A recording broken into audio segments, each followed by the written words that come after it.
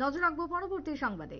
গতকালই ঘোষণা হয়েছে বিজেপির মণ্ডল সভাপতিদের নাম এবং সেই জায়গায় কাঁকড়াবনের মণ্ডল সভাপতি নিযুক্ত মণ্ডল সভাপতিকে এবার সংবর্ধনা দেওয়া হলো। কাঁকড়াবনের তেত্রিশ শালগড়া বিধানসভা কেন্দ্রের বিধায়ক জিতেন মজুমদার সহ 58টি মণ্ডলের মণ্ডল সভাপতিরা উপস্থিত ছিলেন। জনতা পার্টির কার্যকর্তারা কাঁকড়াবন বাজারে একটি মিছিল আয়োজন করেন। মিছিলের পর প্রেসিডেন্টকে সঙ্গে নিয়ে সংবর্ধনা দেওয়া হয়। 33 শালগড়া বিধানসভা কেন্দ্রের নতুন প্রেসিডেন্ট হয়েছেন বিশ্বজিৎ সরকার। কি বক্তব্য উঠে এসেছে আজকে কাঁকড়াবন থেকে, শুনুন। প্রথম কথা হচ্ছে কাঁকড়াবন বিধানসভায় আমরা কার্যকর্তারা বসে একটা নামে পাঠিয়েছি, আমাদের মন্ডল সভাপতির নাম। সেই হিসাবে ভারতীয় জনতা পার্টির কেন্দ্রীয় কমিটি থেকে শুরু করে প্রদেশ কমিটি সেটাতে চিহ্ন দিয়েছে।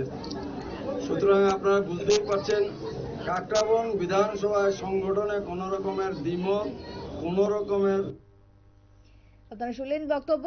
কাঁকড়াবনের এই নতুন সভাপতিকে শুভেচ্ছাকে কেন্দ্র করে জিতেন মজুমদারের বক্তব্য শোনালাম। তবে বিজেপি কর্মী সমর্থকরা উচ্ছ্বসিত।